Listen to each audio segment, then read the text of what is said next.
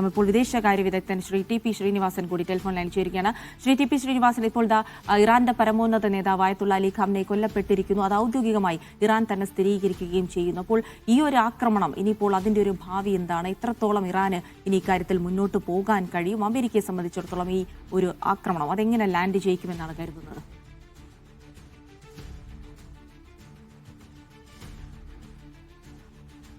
Shri T P Sreenivasan, കേൾക്കാമോ താങ്കൾക്ക്? എങ്ങനെയാണ് ഇനിയിപ്പോൾ ഈ ഒരു ആയത്തുള്ള അലി ഖാംനെ കൊല്ലപ്പെട്ടു എന്നുള്ള വിവരം ഔദ്യോഗികമായി സ്ഥിരീകരിക്കുന്നു, അതിനപ്പുറത്തേക്ക് ഇപ്പോൾ നടക്കുന്ന ആക്രമണങ്ങളുടെ ഭാവിയെ താങ്കൾ എങ്ങനെ കാണുന്നു? അത് വിചാരിച്ചതിലും പെട്ടെന്ന് ഇങ്ങനൊരു സംഭവം ഉണ്ടായി എന്നുള്ളത് കൊണ്ട് യുദ്ധം അധികം തുടരേണ്ട ആവശ്യമില്ല എന്ന് തോന്നുന്നു.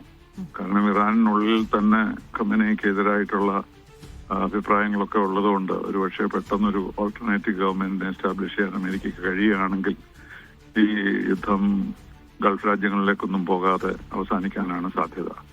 ഇത്ര പെട്ടെന്ന് സാധിക്കുമെന്ന് നമ്മളാരും പ്രതീക്ഷിച്ചതല്ല. പക്ഷെ എന്നാലും അതൊരു യുദ്ധം പെട്ടെന്ന് അവസാനിക്കും എന്നുള്ള ഒരു പ്രതീക്ഷയാണ് ഇത് നൽകുന്നത്.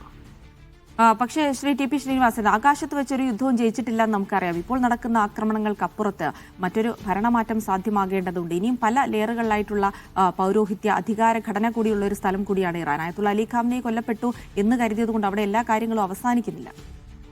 ഇന്നില്ല, പക്ഷെ ഇതൊരു പ്രധാനപ്പെട്ട കാര്യമല്ലേ. കാരണം നേതാവ് മരിച്ചു കഴിയുമ്പോഴുണ്ടാകാവുന്ന സൈക്കോളജിക്കൽ ഷോക്ക്, അതെന്തെങ്കിലും ഒരു ഓൾട്ടർനേറ്റീവിനെ നോക്കുന്നുള്ളതാണ് ഇപ്പോഴുള്ള പ്രതീക്ഷ. പക്ഷെ ഇതൊരു നീണ്ട യുദ്ധത്തിന്റെ കാര്യമാണ് ഞാൻ പറയുന്നത്. സംഘടനകൾ തുടരും, പ്രശ്നങ്ങൾ അവസാനിക്കുകയില്ല. പക്ഷെ എന്നാലും യുദ്ധം അവസാനിക്കാനുള്ള സാധ്യതകൾ കൂടുതലാണ് എന്ന് വേണമെങ്കിൽ പറയാം. ഓക്കെ, അപ്പോൾ ഒരു വലിയ പ്രതികാരം ചെയ്യുമെന്നുള്ള പ്രഖ്യാപനങ്ങൾ ഇറാന്റെ ഭാഗത്തുണ്ടായിരിക്കുന്നു. അത് വലിയ കേവലം ഒരു പ്രഖ്യാപനത്തിന് അപ്പുറത്തേക്ക് നടപടികളിലേക്ക് കടക്കുകയാണെങ്കിൽ ഇറാനെ സംബന്ധിച്ചിടത്തോളം പരമാവധി ചെയ്യാൻ കഴിയുന്നത് എന്തായിരിക്കും? അവിടുത്തെ ജനങ്ങളുടെ പ്രതികരണം എന്തായിരിക്കും എന്നുള്ളതാണ്. അമേരിക്കൻ അഭിപ്രായത്തിൽ വലിയ ഓപ്പോസിഷൻ ഉണ്ട് ഈ ഭരണത്തിനെതിരായിട്ട്. അപ്പൊ അങ്ങനെ വരികയാണെങ്കിൽ അത് ശരിയാണെന്നുണ്ടെങ്കിൽ സമാധാനം സ്ഥാപിക്കാൻ കഴിഞ്ഞേക്കും, അവർക്ക് ആധിപത്യം സ്ഥാപിക്കാൻ കഴിഞ്ഞേക്കും എന്നാണ് പ്രതീക്ഷിക്കേണ്ടത്. ശരി, വളരെയധികം നന്ദി ശ്രീ ടി പി ശ്രീനിവാസൻ ഈ അവസരത്തിൽ പ്രതികരിച്ചു.